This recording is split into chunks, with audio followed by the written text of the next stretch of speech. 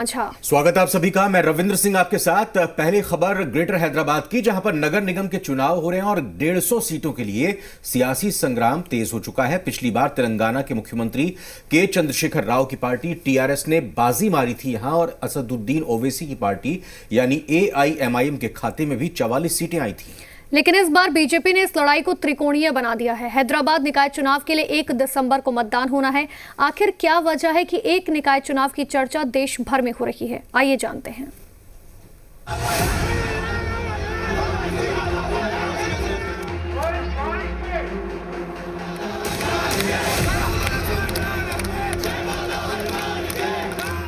सबसे पहले बीजेपी के राष्ट्रीय अध्यक्ष जेपी नड्डा, इसके बाद उत्तर प्रदेश के मुख्यमंत्री योगी आदित्यनाथ और आज पूर्व राष्ट्रीय अध्यक्ष और गृह मंत्री अमित शाह। बीजेपी के ये 3 बड़े चेहरे हैं जो हैदराबाद के म्युनिसिपल चुनाव में रैली कर चुके हैं। जिस चुनाव पर शायद तेलंगाना में भी ज्यादा चर्चा नहीं होती, वो अब राष्ट्रीय चर्चा का मुद्दा है।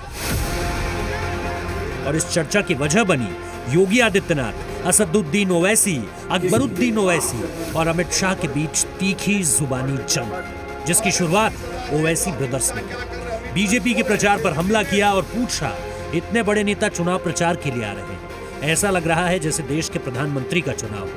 तो बीजेपी ने भी जवाब दिया। बल्दिया के इलेक्शन में हम ये देख रहे हैं कि इसको ऐसा इलेक्शन बना दिया गया कि यहाँ पर रोड की मसाइल, पानी का मसाइल, ट्रैफिक का मसला, इस पर बात नहीं हो रही है। बात हो रही है कि ऐसा दिख रहा है कि हम हिंदुस्तान का एक नया वजीर आजम बनाने जा रहे हैं। आज आप देखते हैं कि सिर्फ मजलिस की कामयाबी को रोकने के लिए बीजेपी दिल्ली से अपने बड़े बड़े मिनिस्टरों को हैदराबाद बुला रही है, क्योंकि बीजेपी ये देख चुकी है कि मजलिस को हराना इनके बस की बात नहीं है। ये कहा गया कि गली के चुनाव के लिए राष्ट्रीय अध्यक्ष आ रहा है। Now you understand the mentality. You understand the mentality of the leader. It is a disrespect to the electorate of Hyderabad. That is what we have to understand.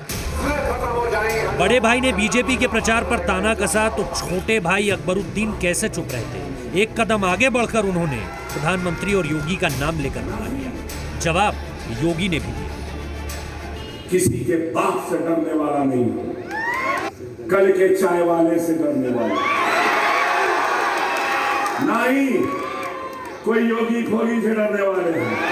एक तरफ आपके पूर्वजों ने निजामशाही के खिलाफ एक लड़ाई लड़ी थी और निजाम के रूप में एक परिवार फिर से आकर के इस पूरे तेलंगाना और हैदराबाद में नोट कसोट का एक नया जरिया बनाने का दुस्साहस करे, ये स्वीकार नहीं होना चाहिए। इस चुनाव में सबसे ज्यादा जुबानी जंग बीजेपी और ओवैसी में हुई। योगी आदित्यनाथ ने इसके बाद हैदराबाद को भाग्यनगर करने की बात कर दी, जिसने पूरे चुनाव की दिशा ही बदल दी।